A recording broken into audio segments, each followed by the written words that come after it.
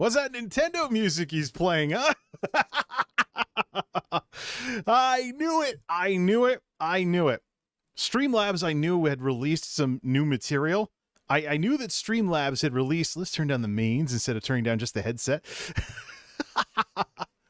I knew that Streamlabs had released some new material, and I had to play some catch-up on it. But after last night's ESO stream, I decided to head on out and check it out, because I knew that Streamlabs, I knew that Streamlabs,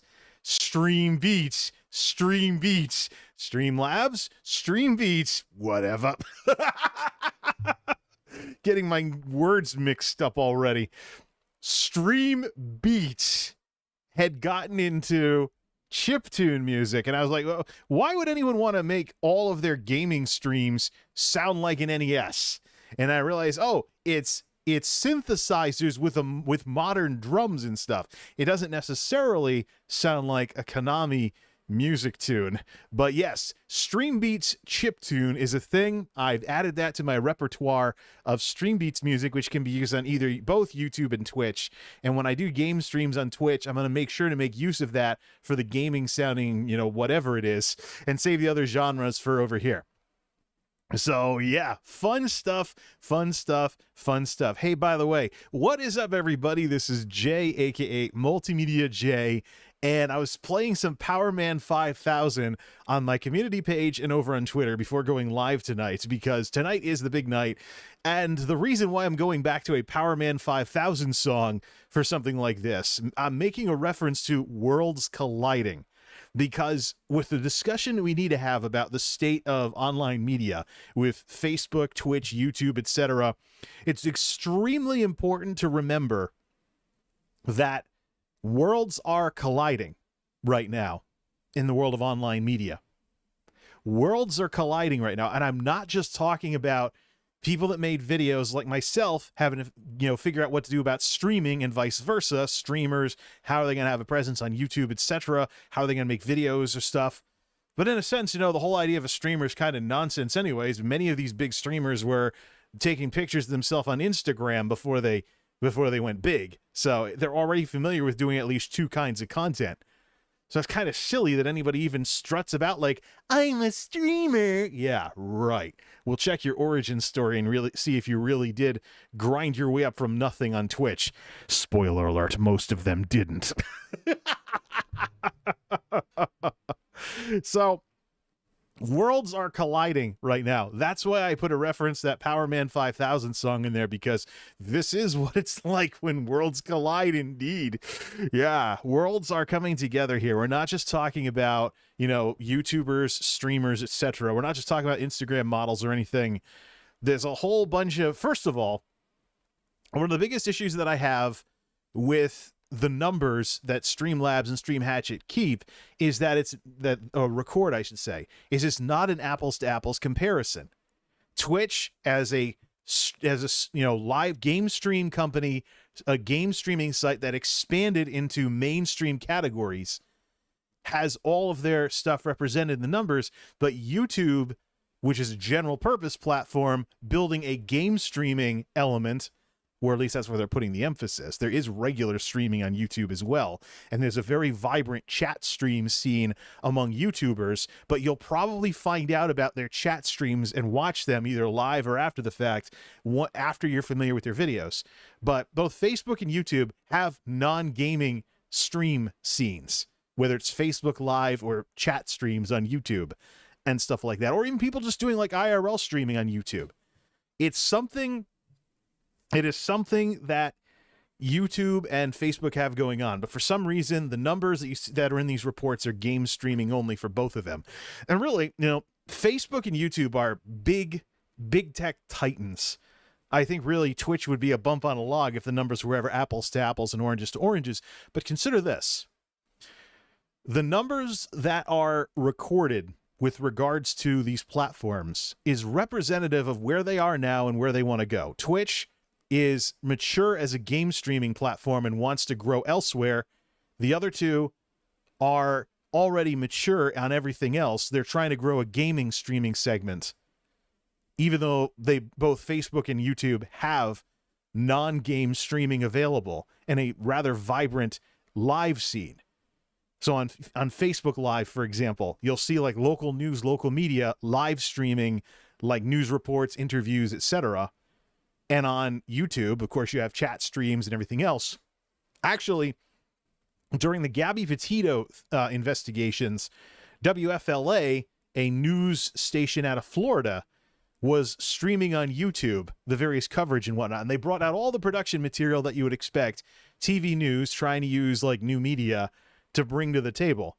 And they even had their like start soon screens and, you know, stream ending screens, the whole 9 yards. Just, if you want like a style parody of what it would look like if the news, if you want a style parody of what it would look like if the news was run like a stream, check out WFLA's YouTube channel. They have a very robust live streaming presence, and they've gotten some attention with the coverage of the Gabby Petito investigations. But a lot of the ways in which they stream over there is very reminiscent of, you'd think that there's a Twitch streamer working for that news channel. It's just like the style is exact, only the assets involved are what you would expect from TV news. So definitely something to check out. So yeah, worlds colliding. That's the overarching theme here, and it's one of the many elephants in the room that exist here. Another way in which worlds are colliding is that after platforms like YouTube, Twitch, Facebook, etc. have had their time in the sun and proven that the kind of video stuff that they do can be successful, traditional media is making a comeback. And of course, new media is responding to traditional media, and it's kind of turning into a feedback loop and an arms race at this point. So one of the other elephants in the room we have to talk about is all of the streaming services that are available now that rights holders are launching at the price point of a Twitch streamer. You have people out there, and you know, I realize that Pokimane is in the news because she basically co-founded a talent agency that is focused on helping small creators grow, and I think it's probably a terrible time to get into that business as all these changes are going on. One of the many problems I have, and I'm not talking about that tonight, it's worth its own discussion. One of the many problems I have with what Pokimane and her team are doing with that RTS agency they founded is the timing could not be any worse. We're in a situation now where big streamers are going to get challenged by what's coming. Never mind trying to make money off of people trying to grow. There's going to be weeping and gnashing of teeth on Twitch when we get further into what's going on right now. Because at some point, the audience of all of us has to wake up, and they need to start thinking about how they're spending their money and look at the price points that are involved. So, you sub to a Twitch streamer, tier 1, $5 a month. Infamously, Infamously, Twitch takes half of that. They get $250, blah, blah. But look at that price point, $5 a month. Nothing exciting. You get access to like ad-free viewing on Twitch, special emotes in the chat, etc. You get all the stuff you get when you sub to a Twitch streamer. Drinks! You get all the stuff that you get when you sub to a Twitch streamer. So $5 a month, you get what you get when you sub to a Twitch streamer, right? That Twitch streamer doesn't broadcast 24 hours a day. You have to have similar time slots to a streamer in order to really be a big fan of them. You have to have all of this going on to sub to that streamer and support them and feel like you're not wasting your money. Meanwhile, on YouTube, it gets a little better. You can launch channel memberships, and I'll be launching memberships for my channel as well as it moves forward with all this is going on. So that way we can make it so you don't have to go to Patreon to direct support this channel. And of course, one of the things I do is tech videos are often funded by the money that comes in through advertising and stuff. So channel memberships on YouTube, you pay $5 a month for a $5 channel membership. And now, if you don't have the same schedule as the person making like the streams and videos, you can find value in their videos instead of always having things tied to streams. This is one of Twitch's weaknesses, focusing on live as much as they do, because their live itself is inherently limited. You need to be able to cover the whole spectrum of content to have a better value proposition than, oh, support a streamer for $5 a month. So on YouTube, you have the option of short form videos and streams going into that value proposition of $5 a month. and the community tab, which has recently been upgraded so you can upload chunks of pictures as well. The community tab now supports up to 5 pictures per post. So YouTube's going in the direction of Facebook on the content side by expanding the capabilities in the community tab, because we know Facebook is the giant in the room ready to be let out of the cage. If Facebook gets their stuff together, all current issues aside, as a content platform, Facebook is the monster that if it gets up to speed, it'll steamroll everybody. You will have videos, chat streams, gaming streams with Facebook Gaming, text posts, pictures, the ability to follow, support, etc. Everything you can put on Facebook, including pictures with albums, by the way. Everything you can put on Facebook would make for one heck of a content portal if people stopped looking at Facebook as, I keep in touch with my grandma that way.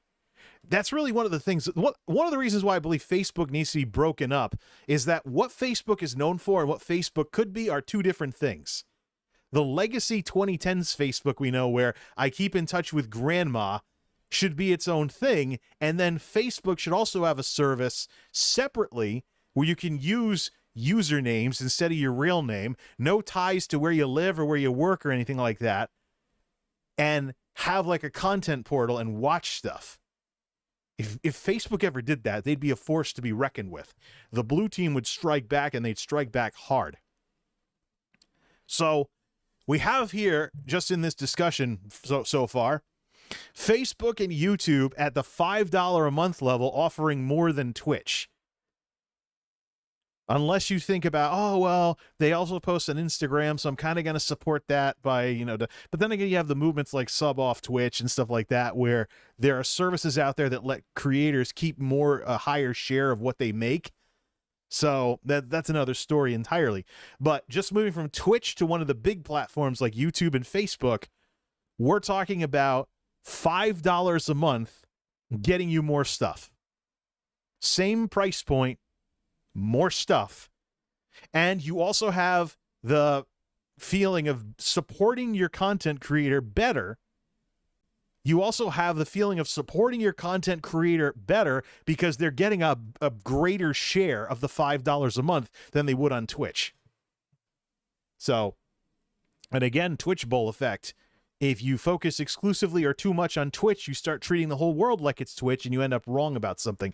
It sounds cool that, oh yeah, well, I do my part, Twitch does their part. It makes perfect sense that Twitch is taking half of my sub revenue. No, it doesn't. Yeah. Now, worlds colliding. We haven't even gotten to the meat of that whole point yet. Worlds colliding. It's not just videos and streams and pictures and Instagram or whatever. It's not TikToks or anything of that sort. That's the issue here, although TikTok is bigger than Twitch. It's also that traditional media is striking back. Again, $5 a month. What's the value that you get from subbing to a Twitch streamer for $5 a month? Ad-free viewing, its streams. Along with all the limitations of streaming.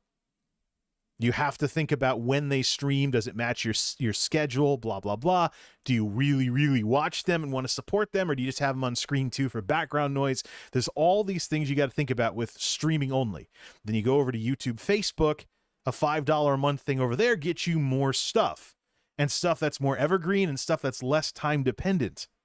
So it's not important if your schedule changes. You can still support the creator you like because you're watching their videos and maybe catching their streams after the fact. Although dedicated streaming fans will watch your streams after the fact. It's just part of Twitch's influence on everything is people are kind of deterred from watching streams after the fact. And the way people stream has something to do with that as well. But there's more to the story than just this. Let's talk about all the plus services that are coming out at the $5 price point. Rights holders that are selling $5 a month services that give you 24/7 content because it's something like Paramount or Disney or ESPN. And then there's the bundle deal where you get like 3 of those plus services for the equivalent of $5 a month. So traditional media is coming in at the $5 a month mark, and you get a lot more. Paramount, Discovery, Disney, the whole 9 yards.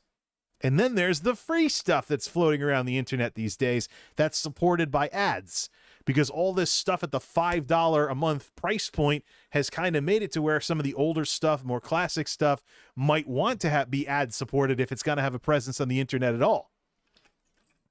I'm talking, of course, about services like Pluto and Peacock TV. The difference, of course, being who owns the rights to the stuff you're watching. Free TV on the internet. If it's from CBS Viacom, it's one place. If it's from NBC, it's somewhere else. If it's from NBC Universal, it's somewhere else. So now, new media is striking back. YouTube, with the movies they offer free with ads. Used to be like, it was kind of like a joke. If a YouTube movie was free with ads, it was like some B movie you'd never heard of. Like, YouTube's testing a new service, but there's never going to be any serious movies on YouTube that are free with ads. Ladies and gentlemen, it's time to put our feet in our mouth. Put your foot in your mouth, ladies and gentlemen. We have been owned hardcore by YouTube's audacity to expand videos that are free with ads to include titles that some of us would recognize. Maybe we have them in our DVD collections. So just yesterday, I saw the Weird Al UHF movie. YouTube movies free with ads. I've seen some other movies I recognize from the 80s, 90s, and noughties, 2000s, free with ads. So now my YouTube Watch Later playlist is actually my YouTube Watch Later playlist is now filling up with movies that I want to watch, and it's turning into like cable DVR all over again, where it's always full and you never have time to watch anything because you just don't get around to watching it all.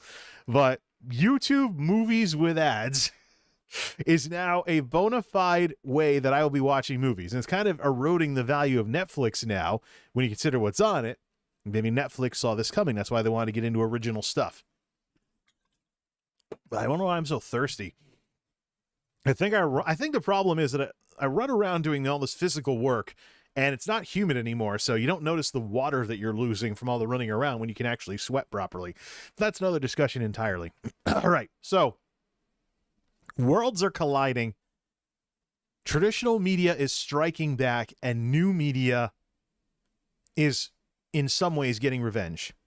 So now that we have Peacock and Pluto and other services like that, plus all the plus services where you can watch like seasons of shows, movies, etc., various IPs that various rights holders own for $5 a month. And you have all of these commercial services coming in at the same price point as Joe Twitch streamer or Joe YouTuber. How is that not going to lead to problems down the road and very upset content creators who either are full-time forced back to part-time, or part-time and they know they can't be full-time content creators now? Check the humidity. Oh, 60% lower than it used to be. It's autumn, ladies and gentlemen. But yeah, worlds are colliding. There's elephants in the room when we have discussions like Streamlabs Stream Hatchet these days, and I'm just here to look at the numbers. Never mind what's going on with all this other stuff. Speaking of other stuff, let's also mention the other elephant in the room. The bubble is bursting from the pandemic lockdowns. I talked about this earlier. What goes up must come down. Things were great in 2020 during the lockdowns when people were finding all these content creators to watch, but now people are going back to work, folks getting called back to the office. And as the pandemic continues to affect the world, even though rich countries have lots of vaccines floating around these days, or they're getting up there in numbers, there are poorer parts of the world where things are made that don't have as many vaccines going around. And although it made the news recently that Merck is going to license its pill to send it around the world for after the fact COVID treatment and allow it to be manufactured locally in lower income countries to try and have something available to help people get better from the stuff. Despite all that going on, that's where you find out about plant closures and lockdowns and other stuff like that, doing things the 2020 way in response to COVID. And then these plant closures and lockdowns and other things affect what goods and services make it to the ports, get shipped, etc. Never mind the problems with truck drivers, dock workers, longshoremen, the whole 9 yards. Never mind the problems with logistics workers right now. You have less vaccinated parts of the world where there can be a supply chain hiccup because a plant had to close because of a breakout in the plant and stuff like that. These little things, and some industries do things on timetails that are way longer than like a month or a year or so.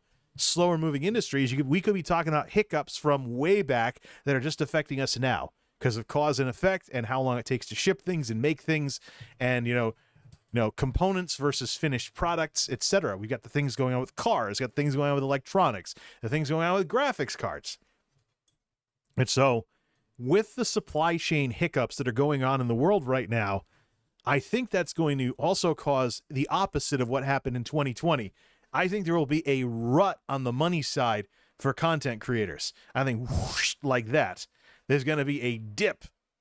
There's going to be a dip. Just like there was a bubble last year, there's going to be a dip on the content creator money side because there's going to be problems with the CPMs, because why would you want to spend a lot of money advertising products that a lot of people just can't buy, either due to inflation or due to supply chain hiccups? It's like one of the things I hear about tech videos right now. People complain because tech videos don't get the views that they used to get even as little as a year ago. Never mind the pandemic bubble bursting. But tech video creators have been having lots of problems with a drop-off in views. So yeah, tech video creators have had lots of problems with drop-offs in views. And when they talk to their fans about it, one of the major issues that comes up in the discussions is people don't want to hear about stuff they can't go out and buy. So graphics cards, for example. Oh, look, NVIDIA's new 3080 Ti, Yeah, nobody can buy it. It's not in stock anywhere. I mean, this is basically people, what was it like under communism? There we go. Yeah, waiting lists. I want to buy something. Oh, you go on a waiting list, or you go into some lottery or something. It's like you don't have, it's broken capitalism right here. It's not a situation where you want something, you have the money, you can order it. Before all this happened, we had a world where smart speakers could buy stuff for us. You could tell your Amazon speaker, buy this, and it would buy that. Just the convenience and everything. We were working on all kinds of convenience to make it easy to spend money on competitively priced goods and stuff like that. And now we have waiting lists, supply shortages, hiccups, stuff like that. And inflation as a result of that classic situation of too much money chasing too few goods. People want to spend, but they don't have stuff to spend on. And of course, you have the other stuff as well. You have B2B spending to make more products and things like that too, like the war over microchips and things like that. Do we put them in smartphones? Do we put them in computers? Do we put them in graphics cards? Or do we put them in the ECU in your car? So it's not going to be pretty. What this all adds up to is it is not going to be pretty, regardless of the numbers, regardless of the ratios, regardless of YouTube versus Facebook versus Twitch. It's not going to be pretty. We had our fun in 2020. The problems begin in 2021. And when they end, who knows? So you figure, how valuable can advertising possibly be if it's for products that people can't buy and they know they can't buy?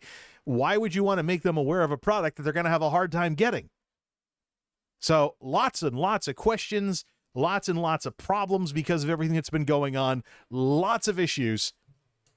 And so we have a situation here where it's going to get worse before it gets better. So, a little too much of the dramatic hyperventilating there. Just an unquenchable thirst. Like, I feel like I'm 100 degrees right now, but I don't have a fever. This thermometer is pretty quick. Where did the thermometer go? No, it's off to the side. Heck with it. It's because I was running around too much earlier. It goes back to when I was a teenager, actually. The minute I got involved in physical activity, like gym class or something, I was like a camel. You had me running around a bit, I'd start getting the pain in my side, and I just drink water all over the place. It's kind of like a given and stuff. So they say as you get older, your thirst mechanism gets worse. I don't know when that's going to kick in for me, but I'm pretty good at staying hydrated, somewhat. I like to think I am, anyways. Okay.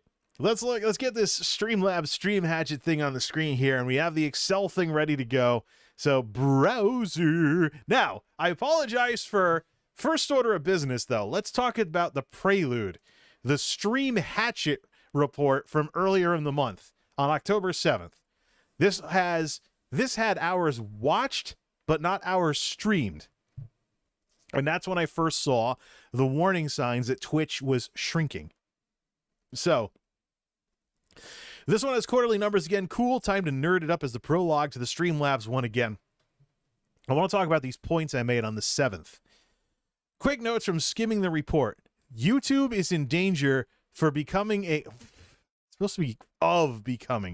YouTube is in danger of becoming a major league only streaming platform. On the YouTube side of things, I am extremely concerned about YouTube being the place where you can stream on YouTube if you have next to no experience streaming, or if you're a huge streamer, but not if you're in the middle. And a lot of that has to do with a lot of the stuff that the UI issues that YouTube has right now. One of the things that's going on with YouTube is a lot of the big names you're seeing on YouTube gaming, like Valkyrae, Dr. Lupo, Tim the Tatman, they're people that are already established somewhere else that are bringing audiences with them and having a leg up in the algorithms because they're not starting from square one. So they're popular enough, and there's enough stuff about them going around that the systems already know what to do with their content in order to hook them up with an audience. So even though that's allegedly not how the algorithms work, they don't find views for your videos, they find videos for viewers. Yeah, I kind of doubt that. They should be focusing on helping people feel like they're not wasting their time on this platform. But anyways, my concern with YouTube is that the talent that they're kind of parading about is talent they essentially bought. Exclusivity deal with Valkyrae, exclusivity deal with Tim the Tatman, exclusivity deal with Dr. Lupo and anybody else they happen to sign. So you have a situation where there are some big name streamers on YouTube, Dr. Disrespect, sort of. He has concurrence, though. You have a situation where YouTube streaming is kind of known as, outside of like the little chat streams that people do on the side, the serious full-time streaming going on YouTube is all people that brought an audience from somewhere else. Yeah, or something, or a situation where they started moderately sized and just got bigger on the platform. But where is the ability? I mean, where's the ability to start from scratch? Where's the ability for a YouTuber who's been making videos for a couple of years to get into streaming and expect not to be wasting their time streaming as opposed to making videos? Where is that? So what I see with YouTube and their talent right now is that for the people at the top, they're major league streamers already, and YouTube is just the next stop in their journey. For people at the bottom, though, I keep an eye on, since YouTube released the transparency tool since YouTube released the transparency tools in the reach tab of the analytics, it talks about whether or not the bell notifications are going out. Not one single bell notification has gone out for my streams for the past month. In one case, it was because I passed the 3 things in a 24-hour period limitation for bell notifications. The entire rest of the time, there's an error message that no notifications went out. Sometimes notifications won't go out even if the system is working, and I don't believe that at all. YouTube needs to fix that or elaborate on it, because why stream on YouTube or try to be a YouTube streamer when YouTube's own creator studio is going to tell you your audience is not being notified when you go live? So my concern is that YouTube gets too much like Mixer. They won't go down like Mixer did. But YouTube gets too much like Mixer because YouTube streaming turns into a major league only feature, and literally everybody else, forget it. See, 2020 is the wrath baby era of online media, and the audience boost won't translate into enthusiasm. Wrath babies was basically a situation where in Wrath of the Lich King in World of Warcraft, at Wrath of the Lich King versus WoW, and of course enthusiasts versus mainstream is in play, refers to the attitudes of your audiences. But in WoW, during Wrath of the Lich King, things got a lot easier and more mainstream in World of Warcraft. And some people didn't like that because there were people that would otherwise not play WoW that were playing WoW. And they were expecting the game to change to suit their lack of interest in getting good at the game. This is where you start seeing the clashes between casuals and hardcores to really take off. And particularly with the Crusaders Coliseum patch, we started seeing things like catch-up gear and other stuff and other forms of mechanics that, like what we talked about last time, switched from an environment where people had to step up to the plate and rise to the occasion and make themselves better to an environment where the game would cave and nerf itself so that they could play it. So there really was no reason for people to get better at the game. And so whenever difficulty was reintroduced later, it was always with all kinds of problems, beginning with the Cataclysm healer nerf.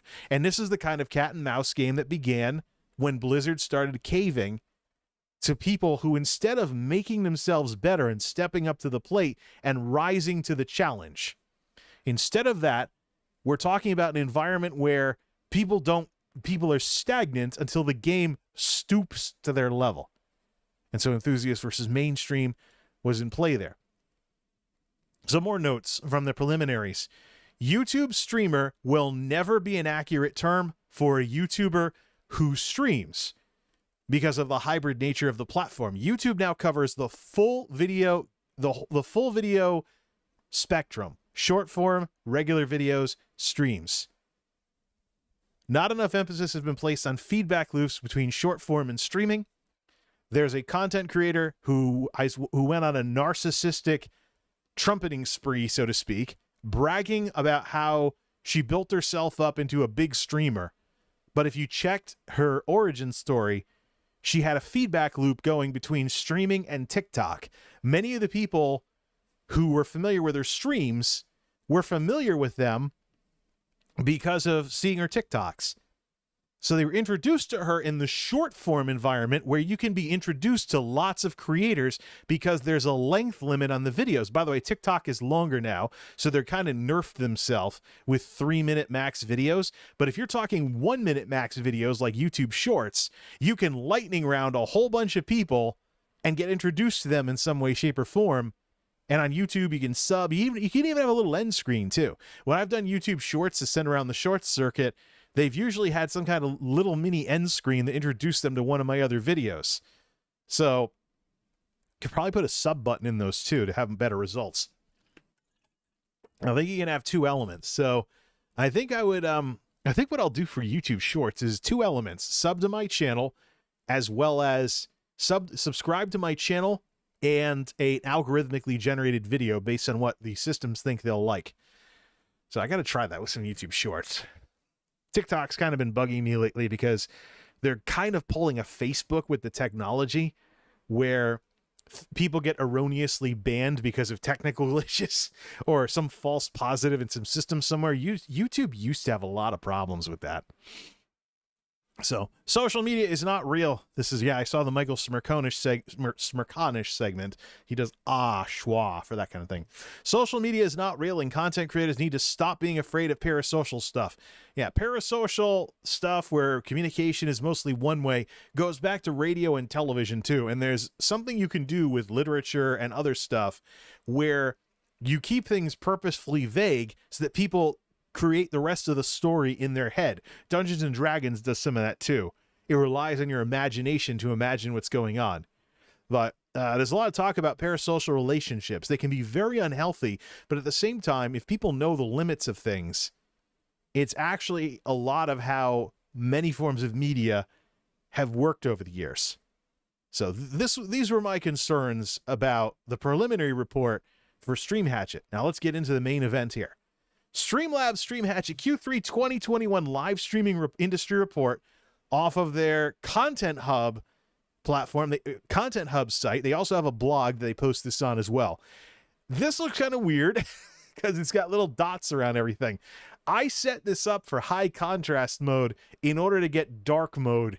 There's some browser difference between my stream logon and my regular logon, because I get regular nice dark mode on my regular logon, but I was blinded with light mode when I went to set this up to go over these charts and numbers and respond to them.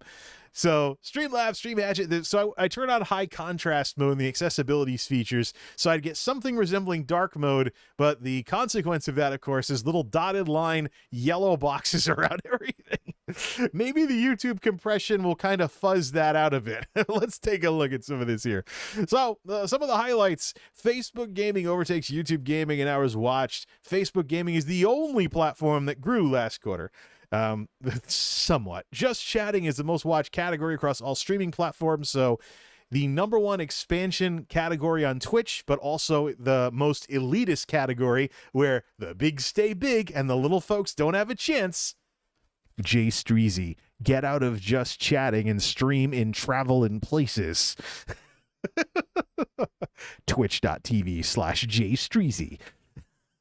He gave me a shout out on his stream. I'm giving him a shout out in this hybrid stream that's going to be a video after the fact. Well, like his travel streams in Vietnam lately. Night shift folks, take notice. He also has a robust YouTube presence as well. So yeah, just chatting is the most watched category across all streaming platforms. Twitch experiences a year-over-year decrease in unique channels. The bubble is bursting from the 2020 lockdowns. And YouTube gaming placing big bets on streamer acquisition, aka they buy their streamers and need to do more for people trying to organically grow on the platform. Okay, the headphone users are about to throw something at me. Hey, wait, I'm a headphone user. Let's take a look at this, shall we? Here's the pies. Here is the pie. When you read this report, and here's a big pie. No. There's no parody potential there, and I shouldn't chase after it. Hours watched. Twitch, 70.5%. YouTube Gaming Live, 13.8%. Facebook Gaming, 15.7%. At hours watched. So Facebook is getting people to watch. How many people are they getting to stream? That's the ratio we keep an eye on that Twitch is routinely terrible at. Hours streamed. The power of Twitch's brand. Right there for all to see. 89.7%. Oh, I'm sorry. Did you want ASMR? Hold on a second.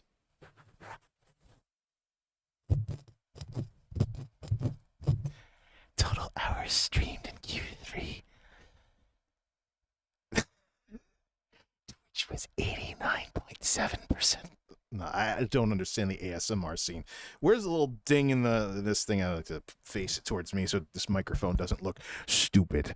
Okay.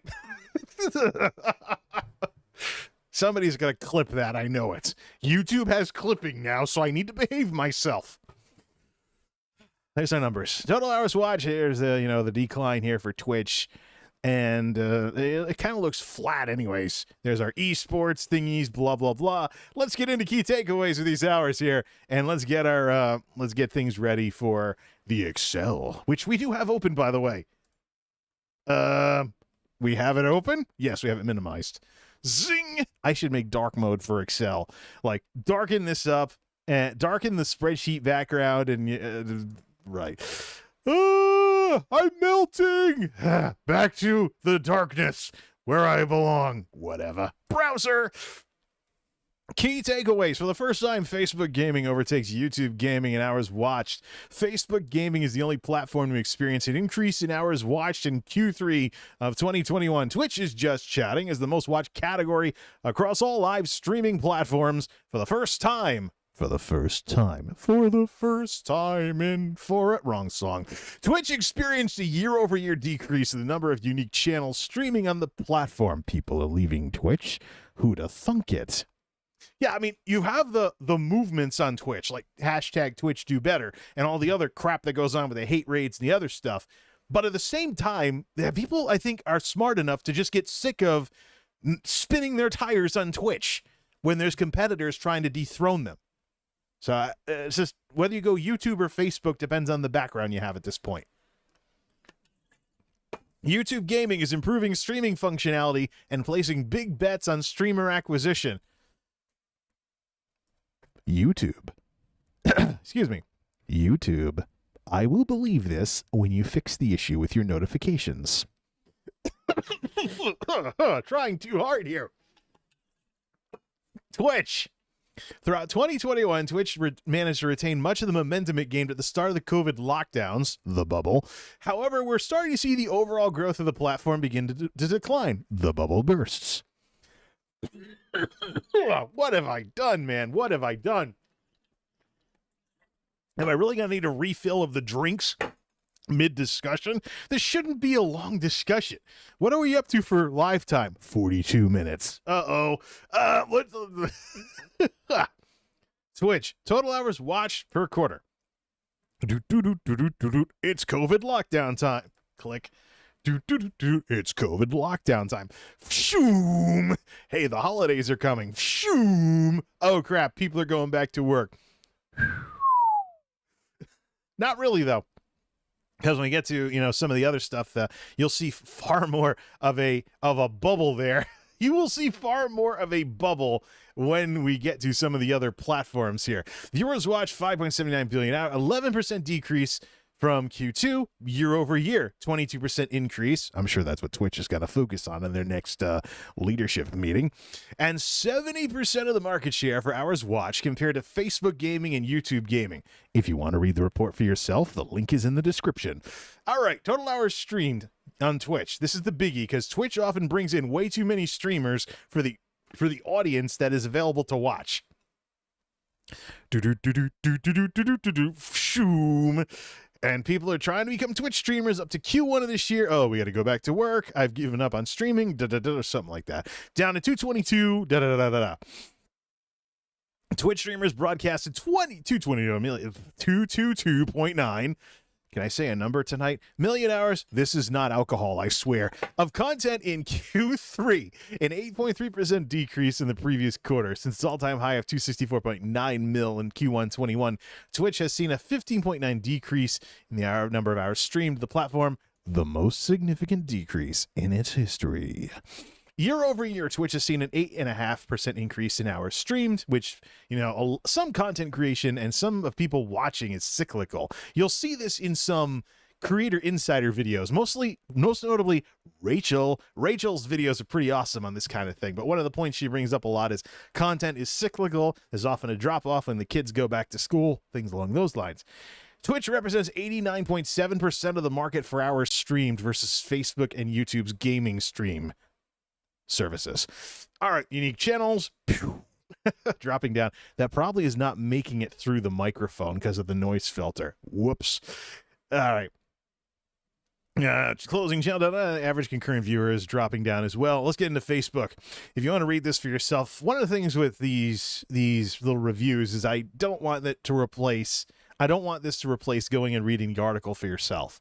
So we're going to look at stuff that's relevant largely to the Excel stuff that I work on here. Let's get back to this. Facebook, the only streaming platform that actually grew and the big one that matters is hours watched.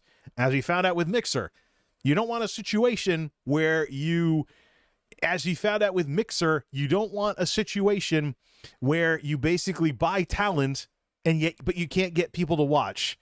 So you have hours streamed, but you don't have hours watched. So you're not going to attract a bunch of people who are going to stick around forever streaming to nobody, not even on Twitch. So you got to admit at some point people's patience runs out and your platform starts to suffer as a result. So this is the first time that Facebook gaming is bigger than YouTube gaming in terms of hours watched. While some of this can be attributed to the popularity of Facebook gaming among international audiences, they've also been busy improving the live streaming functionality on the platform as well. I can vouch for this. It's one of the reasons why I believe Facebook should be broken up. Like I mentioned earlier, Facebook is kind of a legacy product that we know, which is made fun of in Grand Theft Auto as Life Invader. And it's also something that they're building something new, with regards to kind of this omni-channel, omni-media platform where you can have a little of everything. Text updates, pictures, albums even for pictures, and videos, chat streams, non-game streams, as well as game streams with Facebook Gaming. If they ever got this more mature as a product, it would be one heck of a competitor, probably more of a competitor for YouTube than Twitch can ever be. Now, Twitch is kind of like the Blockbuster Video of online media. They have one thing that works, streaming. They haven't put enough real investment into something else. Even videos, they have what they need to have a decent video platform, but they're not going the distance on that one. They're focusing on live a lot. And this crosses over into when you hear the discussions from their leadership at things like TwitchCon. So Facebook recently added co-streaming, which allows users to stream with one another while letting viewers choose which stream they want to view. Basically squad streaming, but you don't have to be a mega awesome Twitch partner in order to get it. They also have been taking steps to protect their creators. So, see... There's the music deals and other stuff and things along those lines. Among other initiatives meant to drive community connection, like the launch of streamer fan groups, programs like Facebook's Black Creator Program signal strong investment in supporting the next generation of Black creators. Overall, Facebook Gaming is improving its platform, and the growth experienced this quarter is evidence that the company's streaming platform is heading in the right direction. Yeah, they gotta fix the real names thing. I don't think Facebook has a future in its current form. I think it's got to split off. We need the legacy platform that we know to be one thing and what they're building to be another. The continued crosstalk between them, I think, is the worst thing about Facebook. It's also worth noting that Facebook has a lot of international audiences that they're going after, and this report even mentions some of that. The reason why that matters when it comes to the international audiences is that's a classic business move, where you go after the markets that your competition doesn't currently control. So if Twitch has a robust audience watching just chatting, and it's a really big category, and English is a massive language group there, and they also have a massive Spanish language group and some others as well, you want to try and go where your competition isn't in order to build up in those markets. So, and then try and become more competitive that way, and maybe start to challenge in some of the bigger markets once you're bigger. So it's all a matter of where you put your resources in a business, which is something any business school grad should be familiar with. Total hours watched up, but look at total hours streamed. Bit of a dip. Unique channels, though. Bam. There we go. Here's the bubble. So you have the lockdown bubble up and up, down and down. We link these together. The net growth in this case is on par with what they were doing in 2019 and 2020 before the lockdowns began. Since its peak in Q1 2021, unique channel streaming to Facebook Gaming have decreased 71%. Because if you go over to Facebook, and you watch some of the biggest streamers in the English language group, pick a nice big game and watch some of the biggest streamers, they have like maybe 10,000 concurrents, maybe 5,000 concurrents.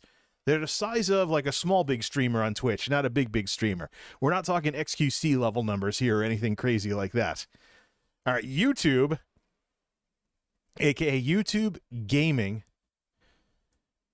See, important detail. YouTube Gaming's top channels are mainly professional esports events. Yes, there's a lot of UI problems, as well as YouTube is basically streaming in reverse.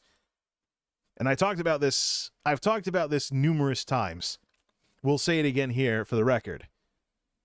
So the way it works on Twitch, you want to watch a streamer? Okay, fine. Here's how it works.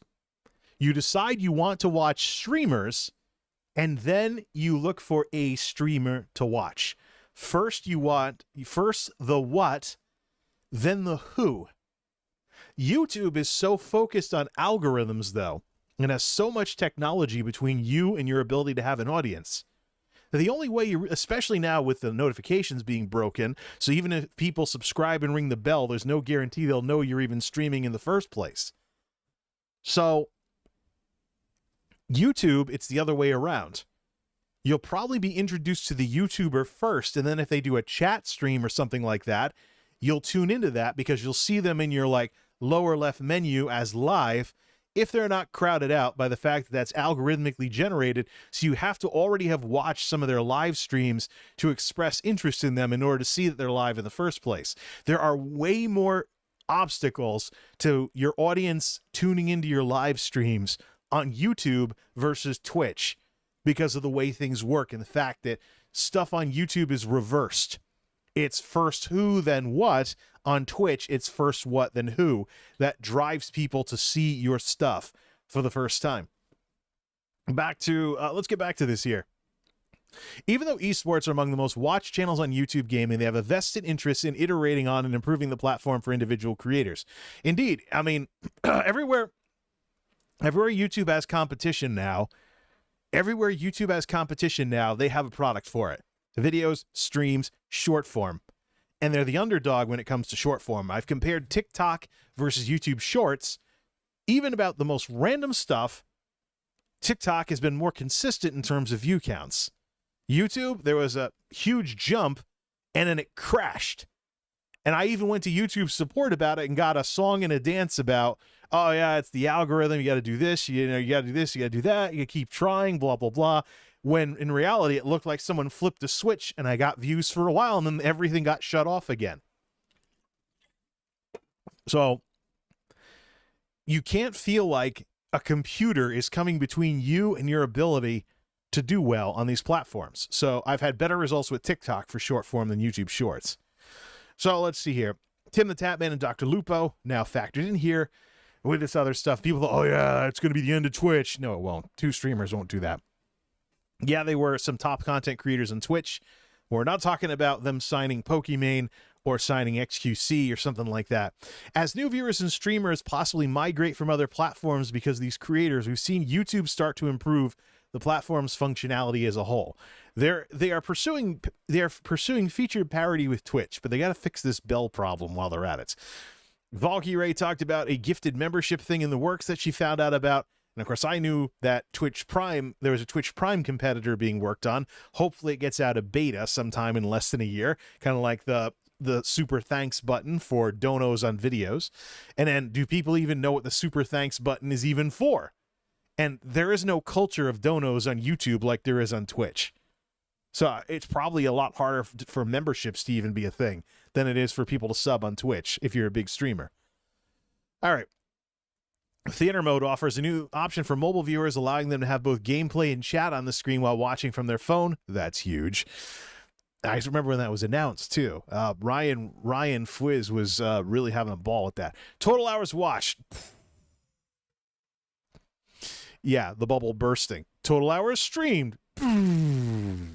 Yeah. Unique channels. Keep in mind, this is streamer channels here. I really don't think YouTube is having some crisis where nobody wants to make videos anymore. Then here's your top esports, Riot Games, and about Streamlabs and Stream Hatchet. All right, let's get some numbers going here. Let's get our Excel on the screen. Right, it's nerd time. Let's see from the numbers that I keep track of myself. Punch everything in and get everything good to go with this kind of thing. So we're going to put the Streamlabs Stream Hatchet thing over on screen 2, left side, and OBS is going to be on the side as well. We're going to zoom way the heck in. No, we can't do that. Okay, so we're going to have to shrink this down to half size while punching the numbers in. So let's see. Let's put it over on the right, or let's just do this. Yeah, that works. There we go. I forgot these auto resize like that. Let's put the numbers in on the side and let's get ready. So we have 4 things we keep an eye on for the Excel thing that we keep an eye on, that runs Power Query and keeps an eye on ratios and other in-house numbers. Twitch, YouTube, Facebook, and uBook.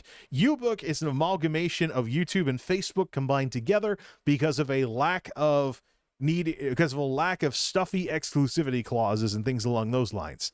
Okay, so in millions, hours watched for Q3 of 2021. Twitch total hours watched per quarter last go round was 6511. This time around, 5787. Hours streamed last go round was 243. This go round was 222.9. Bam. What's the ratio? 25. Usually not exciting. YouTube. Scroll around a bit here. Get to the spot in the report so I can type it in. Really doing a number on my voice tonight. YouTube gaming, hours watched per quarter. Last go round, 1294. This go round, 1131. Hours streamed. Last go round, 8.9. This go round, 8.4, for a ratio of 134. Usually YouTube has the best hours watched versus hours streamed ratio in the industry, but we know that a lot of the biggest YouTube channels are, if they're esports events, then you got to ask yourself, if someone's into esports, how do we get them to watch like regular gaming streams and stuff? That detail in this quarter's report is actually extremely useful and worth keeping in mind. Facebook, it also biases their numbers around, so we're going to have to keep an eye on some of that other stuff. I think really, crawl before walking, YouTube should fix the bells first before they get into the bells and whistles they want to release. Okay, Facebook gaming, total hours watched. Last go-round was 1184. This go-round, 1293. Only platform that grew indeed.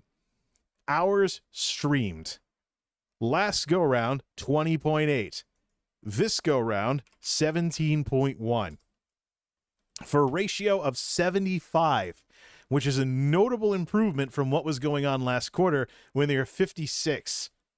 So you're talking about hours watched versus hours streamed in Facebook, because we know that a lot of YouTube's numbers are esports events. It could be the case that Facebook actually has the better ratio and YouTube's numbers are padded a bit. Now let's add up for uBook. YouTube plus Facebook is 2424. Convert to a number. And hours streamed, YouTube plus Facebook, 25.5. Convert to a number. And you have 95.05. So we got the quarterly data that's there.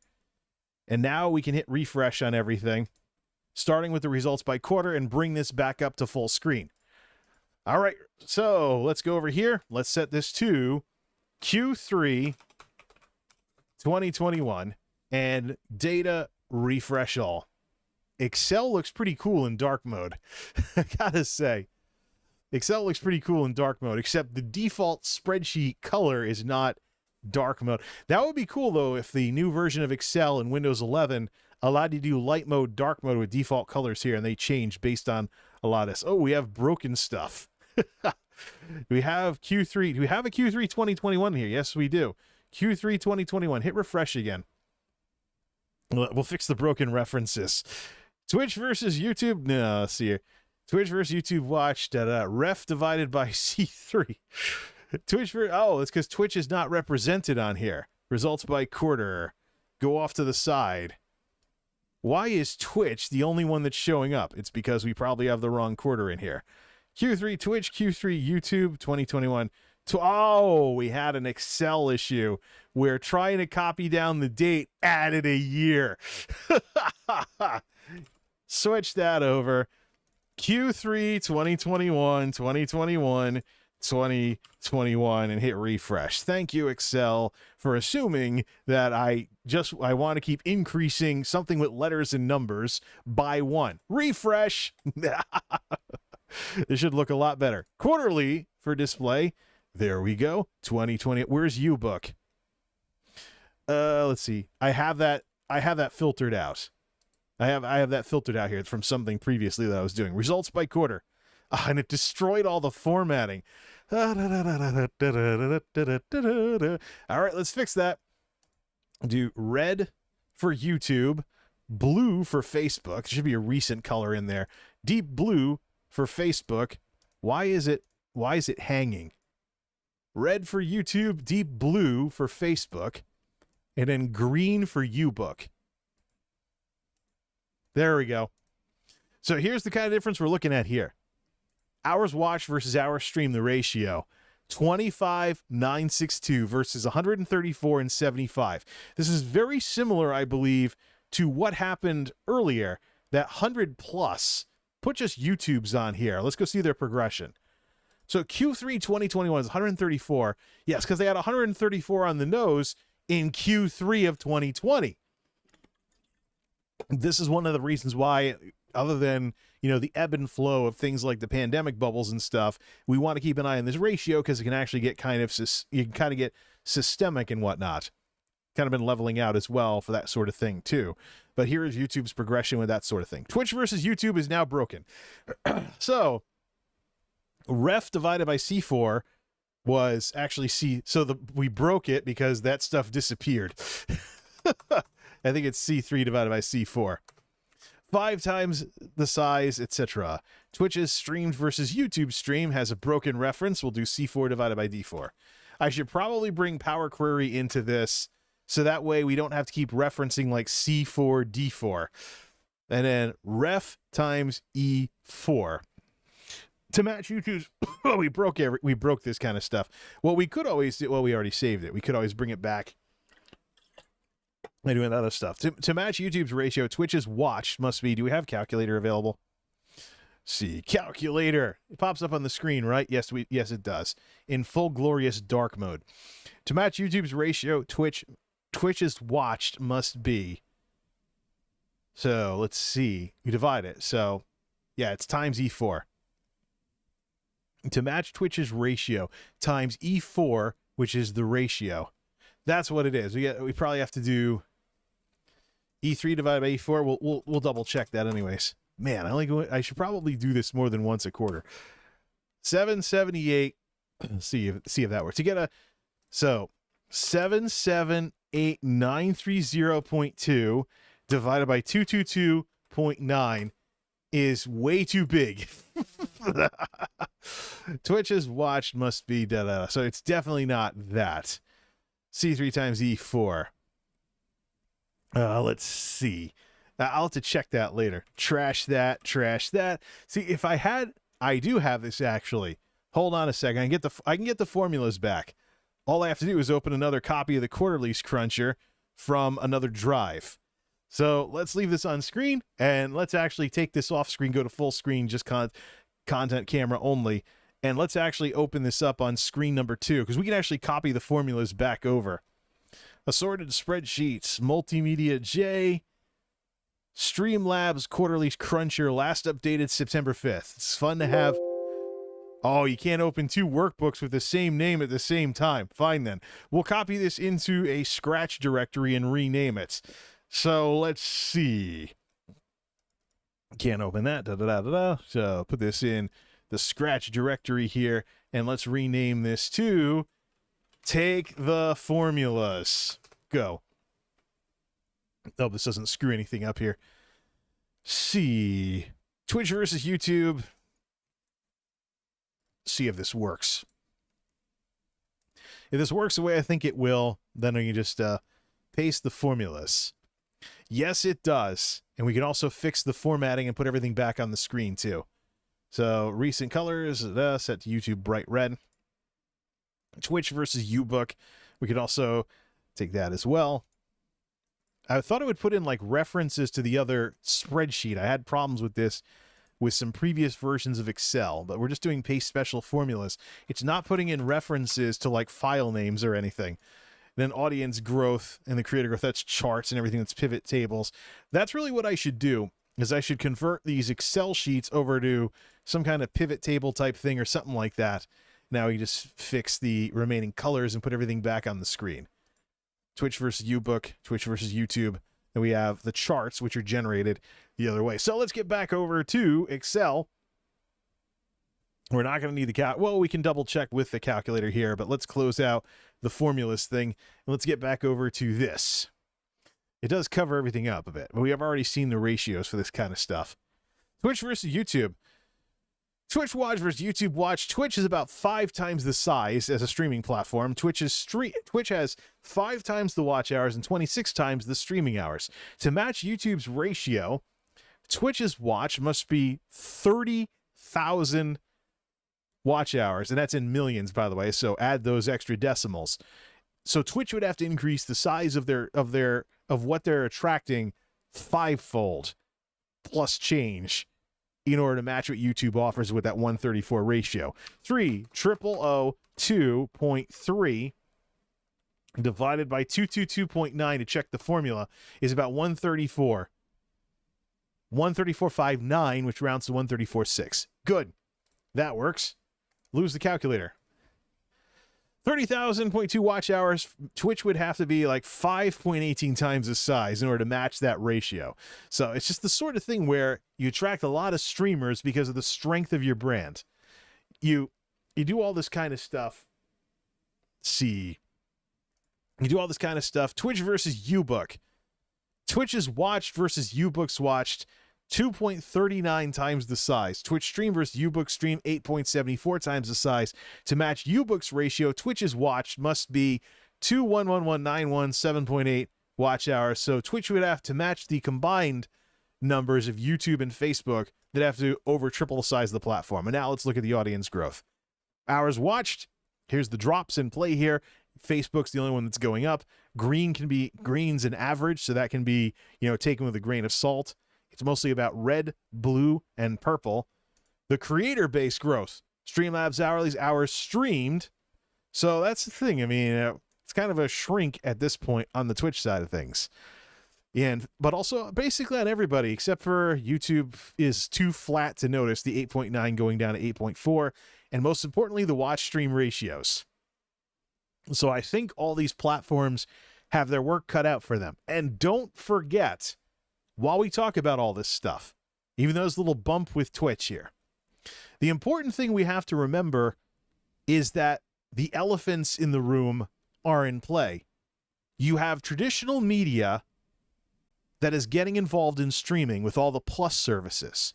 You have the bubble that burst with regards to the pandemic lockdowns. And you also have the rut that we're going into on the money side of things because of the value of advertising not being something too exciting when there are product shortages everywhere. You can't really spend a lot on advertising a product that people aren't going to be able to get.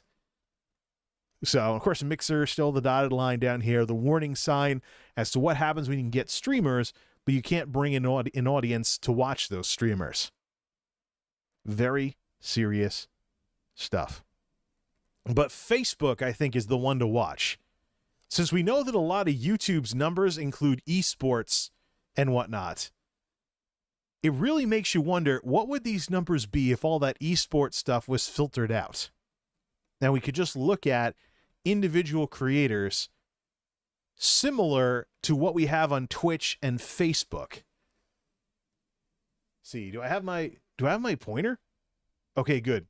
Yeah, it's just got a bit of a lag on it. So, since we know that a lot of YouTube's numbers include esports, big esports channels, and esports tournaments and stuff, if we filtered those out, what would we be left with? Because we're talking apples and apples. Well, Twitch has events too. I'm seriously curious about a streamer's perspective. Data for Twitch versus data for YouTube versus data for Facebook without the stuff that might throw the numbers off.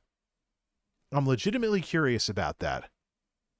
We know there's a lot of esports involved on the YouTube side of things, and YouTube is actually buying streamers essentially through these exclusivity deals. And these are streamers that are coming in with lots of a huge audience coming in with them that can swing the pendulum a lot more than YouTubers trying to stream games are. And really, I think what a lot of this needs to tie back to is an ongoing problem that I see even with ESO. One of the reasons, besides the bell thing and whatnot, one of the reasons why I've thought about taking my game streams back to Twitch is because of, get the Elder Scrolls Online link. One of the reasons why I've wanted to send my game streams back to Twitch is because of just what the game directories look like on YouTube, as opposed to on Twitch, where things are very vibrant. And if don't forget, Twitch is working on algorithms as well. So a lot of things YouTube can have as their claim to fame, YouTube can actually, or a lot of things that YouTube has as their claim to fame, Twitch is working on. There actually have been some streamers recently, mostly, folks overseas, that I've been introduced to as a result of the algorithms that Twitch has rolled out. But here is what the ESO directory looks like on YouTube right now. Will it take, it won't link up to Chrome automatically again because I've closed it since the last time. So let's link it back up. Here's ESO on YouTube. Look at this. 3 people streaming, and only one of them has a single concurrent. There you go. And is that even ESO, or is that like Hearth? No, that's somebody in their player house. And it looks like people on console as usual. Yeah, here's ESO right here. 3 people streaming, only one person has any kind of audience whatsoever. I seriously, full screen, I seriously question YouTube's numbers now that we know that all that esports stuff is in there. Very seriously question those numbers. And let's also not forget something extremely important when it comes to the size of these streaming platforms. Live streaming is inherently limited. Let me give you an example with my own involvement on Twitch. You all know that I have my issues with Twitch. They have technology issues and whatnot. But as a streaming platform, they get that right at least. Somewhat. There's a couple of problems with the bots and the other stuff, the spammers that are going around. There's a lack of discoverability technology and all kinds of things that all the commentators talk about. But when you get past the honeymoon period of getting into streaming, when you get past that honeymoon period, you settle into a routine. And that routine for me only involves a handful of streamers that I watch. And the only reason I watch that many streamers is because of the time periods they broadcast in. My day is basically 2 parts in terms of when I watch streams.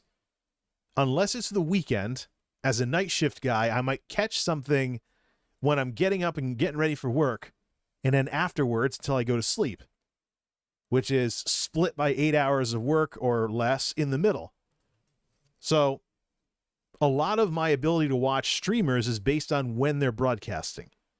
When the KIRLs, Korean IRL streamers, took their US trips and whatnot, I got to check the numbers for that, see if it nerfed their numbers any.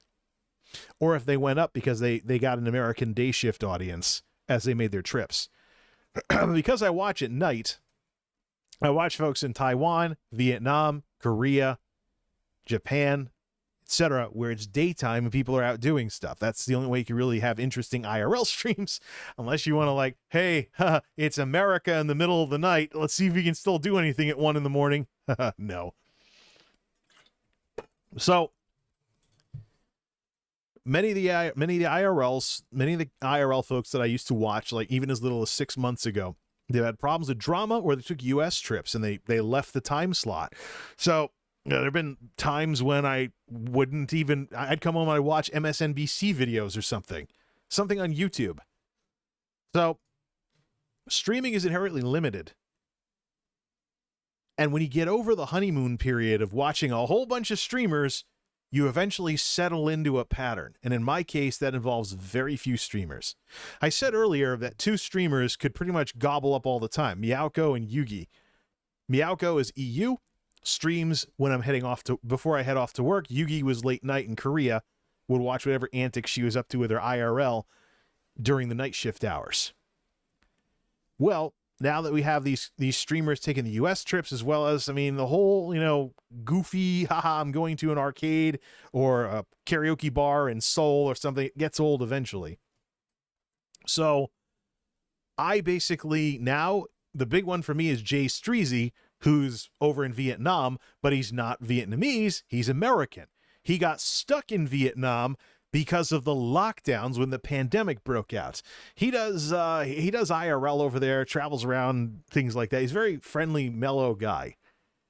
But he's the one I'm watching at night, unless Vindalia is streaming ESO. And so when it comes to people wanting to become full-time content creators, they have to take a very serious look in the mirror and ask, how much money do I spend on streamers I supposedly support instead of just watching? And then take that attitude and kind of multiply it by many, many, many people that could be tuning in. So my involvement, I had some fun with the Twitch ecosystem, had some streamer tier ones going, particularly when Twitch rolled out the multi-month discount and finally learned what MMOs have known for many years, that people will buy big blocks of something if there's a discount. It was a thing that started with Twitch September, and now it's a regular thing now. And you think about it, if you really like a streamer, why not order like one less large pizza for $20 to support them for a couple of months as a sub, and then just cancel it afterwards and have it expire if you're not watching anymore? I mean, if you really think you'll be watching someone for that block of time, one less large pizza delivered isn't that bad of a deal when you think about it. Unless you start comparing like Paramount Plus and some of the other stuff we were talking about earlier, where the traditional media is getting in on the scene at the price point that like a tier 1 is at. So in the case of the two IRLs, the thing with Meowko is that she doesn't do a lot of the same stuff that she did when I originally watched. She'll be like goofing around in front of her computer most of the time now, instead of like regularly doing IRL or regularly doing cooking streams. So it's a sort of thing. Plus, I'm not getting up as early as I used to. So it's a situation where I just don't get a lot of time to watch the stuff that she's doing. So that lapsed, and in her Discord, I'm under Moron instead of Meowkaza. So it's just people come and go, and you can't take it personally. I mean, if she did get back to more cooking streams and stuff, I'd think more about it and stuff like that. But I'm kind of getting past the whole IRL thing, because you eventually start to notice that it's basically a crappy YouTube video with no editing. Like, hey chat, we're going to this restaurant today. Oh, you mean like you went to that restaurant, all that other time? There's just a burnout factor for IRL, because when you've seen someone go to like a restaurant for the umpteenth time, right? So it's the same thing like if you watch someone's restaurant review channel on YouTube and you're like, here's the McDonald's, here's the review of the Burger King in my area, here's the review of the Five Guys in my area, here's the review of Arby's, here's a review, At some point you're like, yeah, I've seen it before. So there's that component to it as well.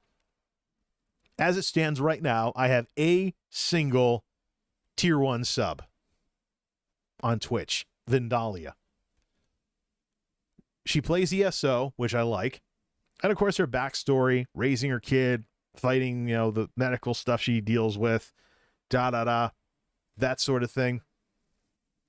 She's, she's got she's a pretty decent person, doesn't get involved in drama on Twitter and things like that. She avoids a lot of the pitfalls that I see a lot of streamers, including bigger streamers, doing. So she's my one and only tier 1 right now. Jay Streezy is going to be the recipient. I have a gift sub right now. For the foreseeable future, Jay Streezy is going to be where all my primes go. Why don't you tier 1 to Jay Streezy if you like him so much? Because I can't figure out who to send the primes to for Twitch Prime. So there's really nobody at this point who's consistent enough that I'm watching enough to really feel justified in doing so. I kind of do like a mishmash of literally all the other streamers I might be watching at any given moment. It's not consistent. It's not regular. So it's Jay Streezy and Vindalia. And if by chance someone else or someone maybe, month to month and whatnot, I send primes in other directions, I might go tier 1 Streezy. But it's interesting, though. We did that thing with Excel earlier. And I suppose we can close the quarterlies here. Let's also not forget the Streamlabs Money Cruncher. Or the Streamer Money Cruncher. Let's also not forget the Streamer Money Cruncher that we talked about. Let me save the Streamlabs Quarterlies Cruncher and just flip back to Excel. Let's not forget these thresholds we were talking about last time. Will it pop up on its own? Yes, it will. In order to get reliable income without going into bazillions of brand deals and other stuff, here's the $5 subs to make various wage levels. Now, myself being from Connecticut, living in a higher minimum wage state, pushing closer to $15 an hour, which will require 1,000 Twitch subs without ever dropping below 1040. Ooh. There's a lot of warehouses in my area where you can do really dumb work that needs to get done for around $20 an hour. No unions involved either. It's just the conditions of the market right now. So if I wanted to be like a full-time content creator, I'm looking at needing nearly 1,400 Twitch subs year long, never dropping below that 1387 to make the same money pre-tax. And then that doesn't factor in like the benefits you get from full-time jobs, things along those lines. Benefits might be more expensive, things along those stuff like that. Go to the Connecticut marketplace for health insurance instead of corporate discounts working for these large corporations around here. So really, the threshold for me to really be a full-time Twitch streamer is absurd, especially when somebody who is very full-time, very dedicated, like Jay Streezy, publicly states in his stream recently that he got to 950 subs. Now, if he maintains that year-long, look at what's there. He's not, from his sub revenue, he's not hitting the $15 an hour minimum wage in some of the blue states in the United States. Pre-tax. He has to depend on donos. Like I said earlier, it's like streaming is kind of turning into a crappy restaurant job where you have to chase the tips in order for it to feel worth it. There's some people that don't know big amounts and things like that, assuming it's not a scammer who tries to do a chargeback. But yeah, donos, cheering bits, the whole 9 yards. You have to chase after the non-regular stuff, but your baseline, it takes a lot to have a baseline that competes with, in some areas, the kinds of jobs that are available. Now, maybe if you live in like Georgia or Florida or something where it goes off the federal minimum wage and whatnot, it's not as big of a deal.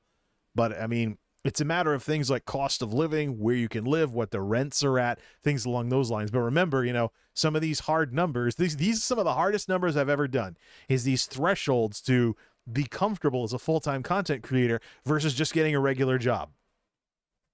So, especially as a streamer, where some of the value that your audience will find from you is that you are in front of a camera for X amount of hours, grinding away. Unique to streaming, by the way. If you're just making YouTube videos, it's a different story, which we've looked at the YouTube sub splits, quote unquote, for that kind of stuff as well. But it's sobering. It's sobering that my involvement with the streaming scene and whatnot and who I support has boiled down to one single Twitch streamer and then Twitch Prime's going to a second Twitch streamer, and I have no reason really to watch anybody else. And don't forget, am I an engaged watcher most of the time? A lot of times I have their streams on screen too while doing stuff in ESO with the sound off. Sometimes I turn off the stream in order to play the game and focus on it or hear the audio because I'm doing quests.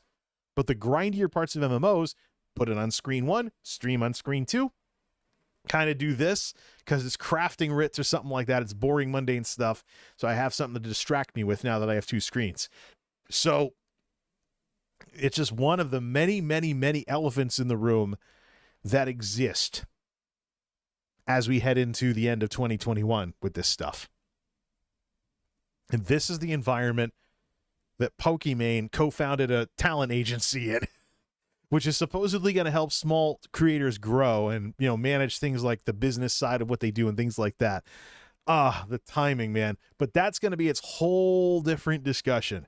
I really cannot do that topic justice trying to shoehorn it in to a discussion about the Streamlabs Stream Hatchet Q3 2021 numbers. These are 2 huge topics, but I figured it was really tough, but I made the decision that the numbers would come first, and then, you know, we can opine on the business plan of what she's getting into with her talent agency buddies and things like that, compared to Devin Nash's Novo, the whole 9 yards.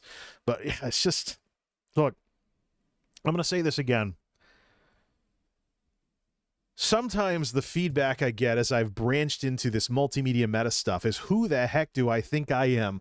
Little YouTuber with maybe a concurrent or two streaming and maybe 20 views on a video, unless I do tech videos, which might cross the 100 view mark with 4,000 subs, but only about 130 something people actually have the bell turned on. So only 100 real subscribers, so to speak, whose intentions aren't getting second guessed by an algorithm. Yeah, YouTube's new transparency features offer some really sobering transparency about your channel, especially with the classic problems of the growing gap between subs and viewers. We are far removed from the era where you start a channel in 06 and you get 75 views from 75 subs. And don't forget attrition over the years, because YouTube is extremely conservative at purging inactive accounts. You have an old channel, you might have people that subbed in like 2008 that like watch one video a year and they're never going to watch you again. So it's just, people should not be all stuck up about sub counts on YouTube, but it's still a thing, because it's not really common knowledge that people have figured out that it's not really any kind of common knowledge that people have figured out yet. But it's the headwinds we face in this day and age. And I'll just say, well, who do I think I am? Well, I'm a guy that spent most of my time on YouTube doing recreational stuff because I wanted to. I didn't want to resort to gimmicks or anything to grow the channel. And quite frankly, a lot of my content over the 15 years I've been on YouTube would suck today. I'm thinking of doing some kind of retro project on Dailymotion where I upload my old stuff with historical context in the descriptions. So I've been trying to figure out how to do that for years, but I don't know if Dailymotion is going to keep robust support for text descriptions and whether or not I should put that stuff in the video. But let's just rattle off some years here. 2006, I did an instructional series, which was cool, but you could tell it's 2006 by the way I was on camera. Inexperienced moron that had no clue what he was doing.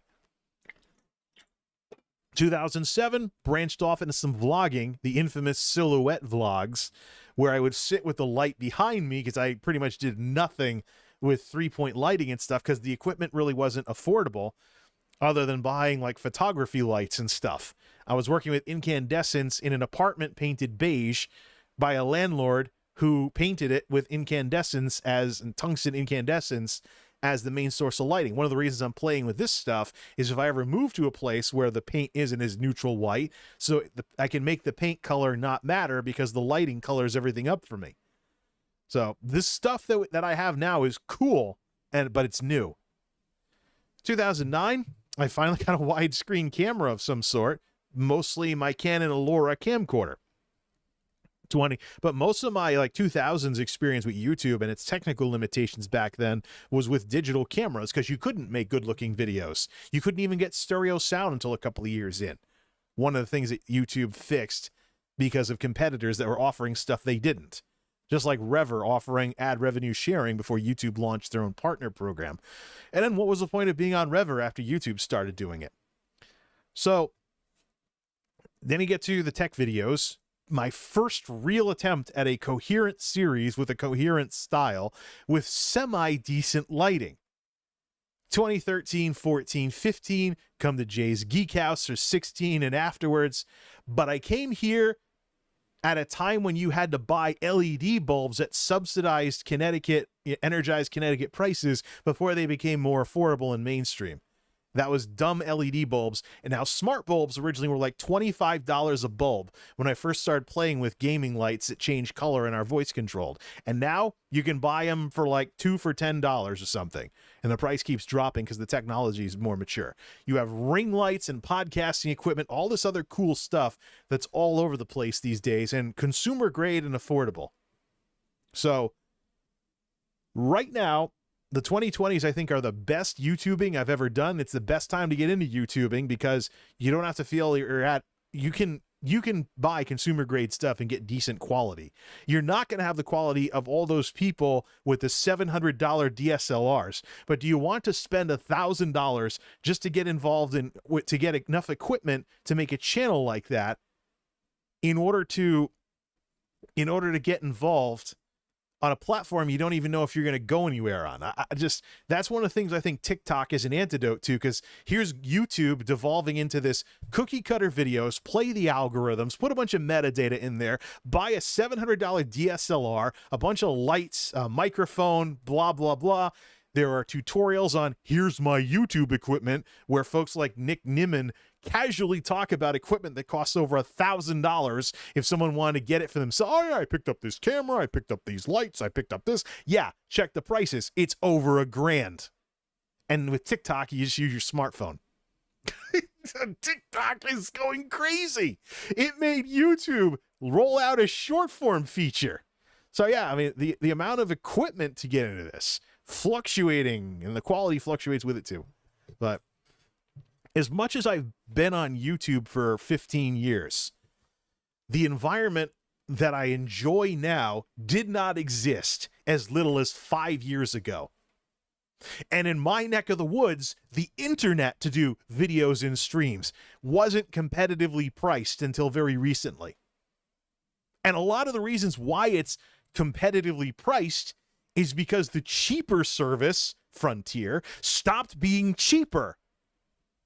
The bang for buck wasn't there anymore when you spent like only $10 less than a decent cable connection to get obsolete AT&T Uverse with only 1 megabit up.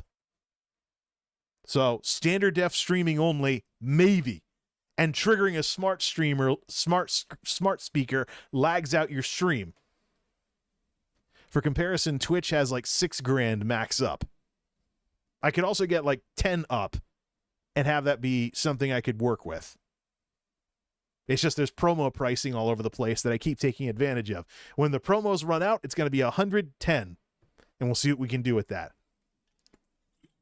It'll test the limits of YouTube streaming, that's for sure, at 60 FPS.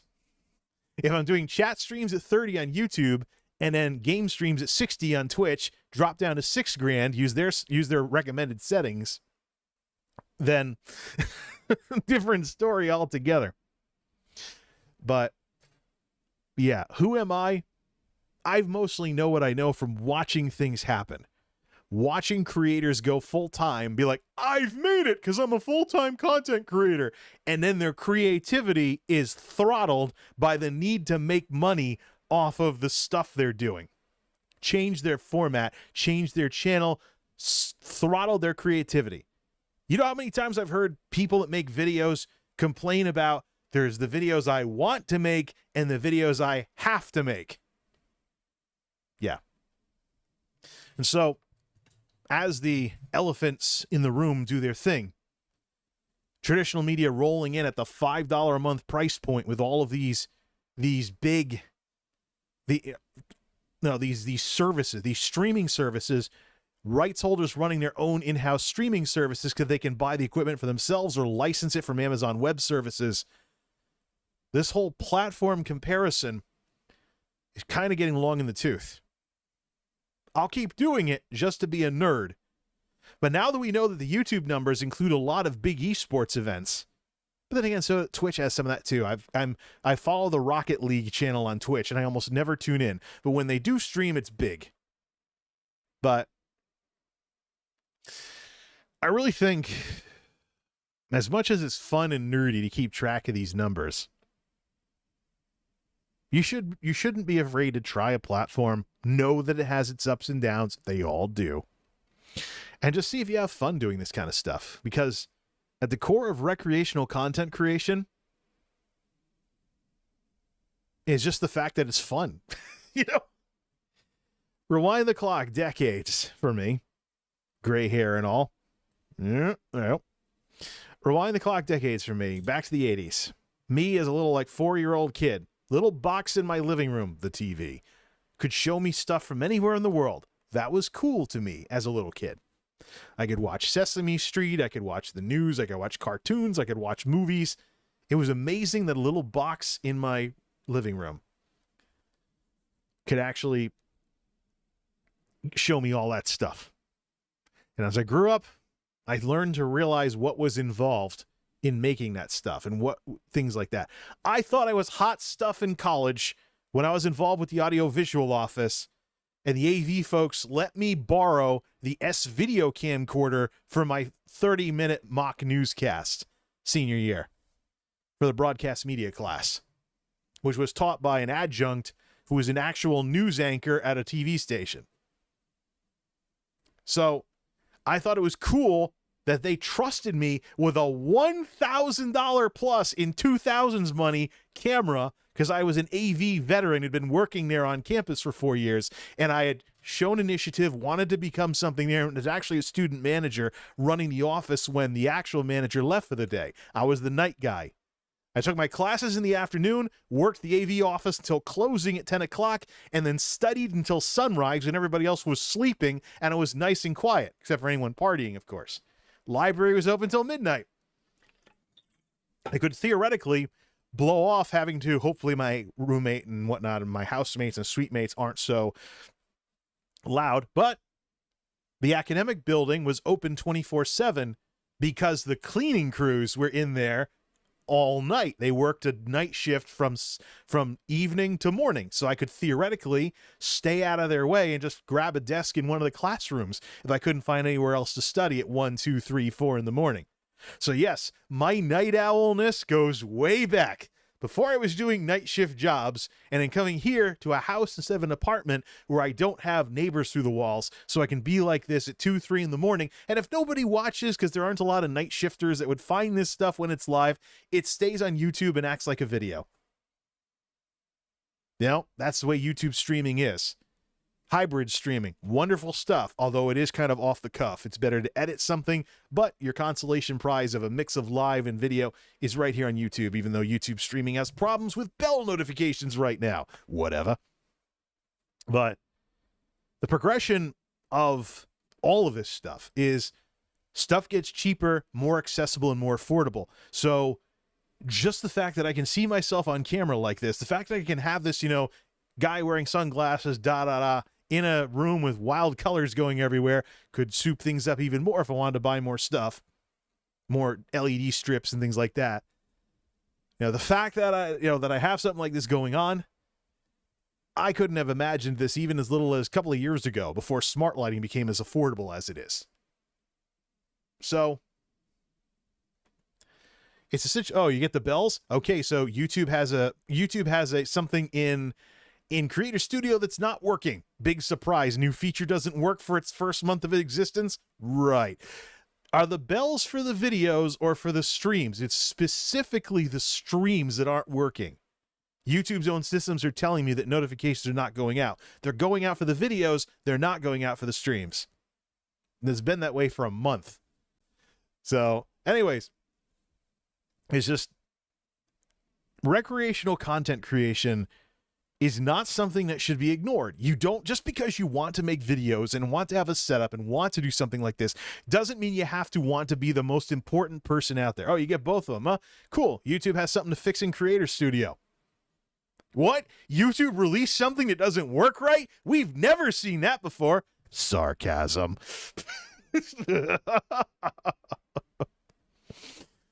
But yeah. Recreational content creation, ladies and gentlemen, it's time for people to rediscover it.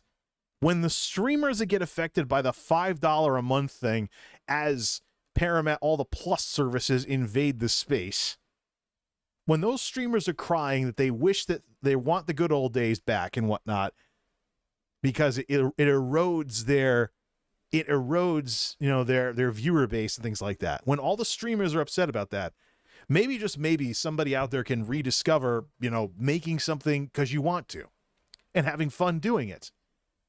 And realizing supply and demand and market forces as usual. When everybody wants to be the star, eventually that's going to lead to people noticing that the jobs that people don't want to do are paying more and more to try and stay staffed up. And you're like, should I grind away as a Twitch streamer or part-time stream and make a bunch of money to support what it is that I do at jobs where the wages are higher because they're having a harder time getting people? Market conditions. A lot of the biggest examples of full-time content creators on YouTube that I've known over the years are people who lost their jobs during the Great Recession and had their careers destroyed because there were no jobs for them to stay current at. So they wound up, oh, well, they're like, oh, I'm IT. Nobody's hiring IT because all the jobs went to India. I'm going to talk about video games on YouTube and try and get a job somewhere. And then they notice they're getting an audience on YouTube and get into the partner program, which paid more money back then. So it's been a long time since the heady days of, look, I'm a YouTuber, because of the Great Recession. It's a different world. And I think there's a grotesque overemphasis on everybody has to be big, everybody has to be full-time, and there's something wrong with you if you're not. They don't say that, but that's the implication. So many of these people getting snotty on Twitter, getting snotty on Twitch. I get most of the drama from Twitch, by the way. Occasionally there's a YouTuber that starts lots of drama, but it's rare. Probably because how big YouTube is, and the algorithms I could say, I don't like drama people. They keep me away from it. So, I don't think there's a Dexerto for YouTubers.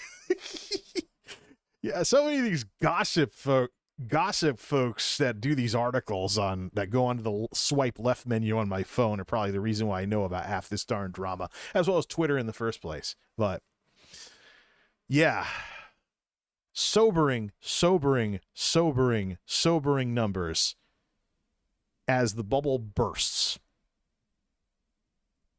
with online media. Stuff that went up during the lockdowns has to come down sometime, and when everybody's disheartened, like, boo-hoo-hoo, I'm going to stop doing stuff, you got to look in the mirror and ask yourself, what can I do to make myself happy if I want to stay involved in this stuff? Then find an answer. And recreational content creation by part-time folks with real jobs, I think will get a lot more respect than it does now. Hopefully. In the meantime, we get to grab the popcorn and we get to watch delusional people out there try to pretend none of this is happening and take people's money while they're doing it. Sad, sad, sad, sad, sad. So we will say what we say a lot over on this show.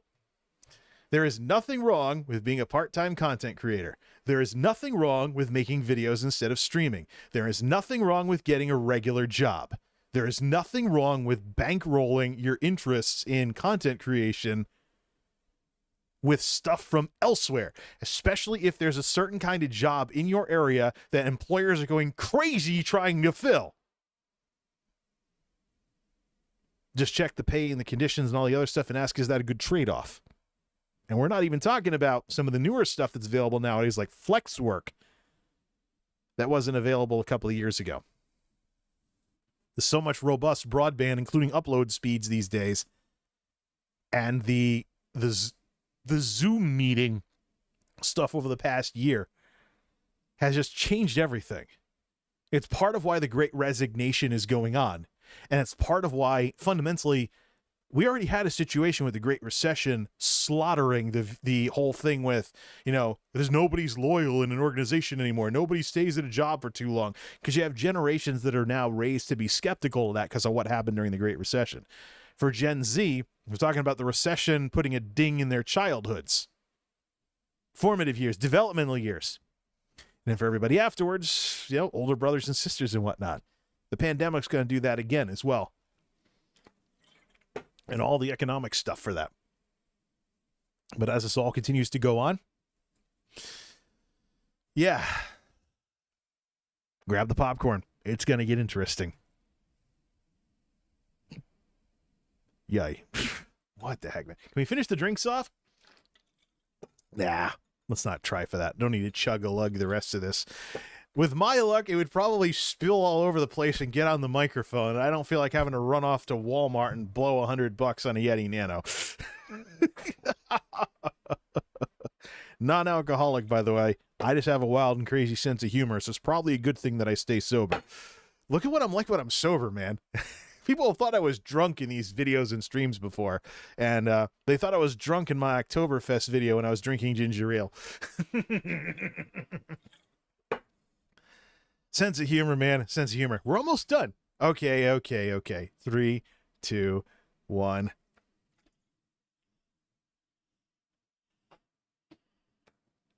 Yeah. Not like smash it against your forehead. No, this is a lot harder than your average aluminum can. So, Streamlabs Stream Hatchet Q3 2021.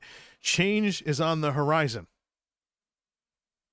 And I think there's a lot of soul searching that needs to take place with folks who make videos, folks who make streams, maybe even folks who take pictures themselves on Instagram. Q4, who knows? See how many of these trends continue.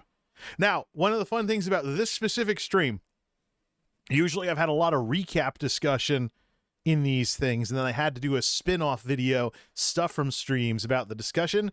There's next to no recap, so you can just leave this as is and just do some stream modifications to cut off the space at the beginning when I'm verifying the connection. But this will be what represents, I think this will be what represents the quarterly discussion here. I might just double post it to stuff from streams too. I just didn't make a video about it. And just do it that way. Either way, because stuff from streams is going to have this kind of stuff in it as well. And streams can include game streams as well. But right now, I think that with what's going on with YouTube streaming, a mix of YouTube and Twitch is probably the way to go for now. Plus, I've been looking for anything to put on the Twitch channel. It's different platforms with different audiences, and it depends on the games that you're playing and things along those lines. Different structures and different strength of algorithms. Plus, change of scenery. Get sick of one, go to the other. Just keep in mind the strengths and weaknesses of both. Okay. 4:17 at the Geek House, and I've been rambling on for how long? Almost 2 hours. Sounds like good radio show length, which is kind of what I go for with these things anyways. It's been an interesting quarter. We'll see what happens with Q4 in 3 months.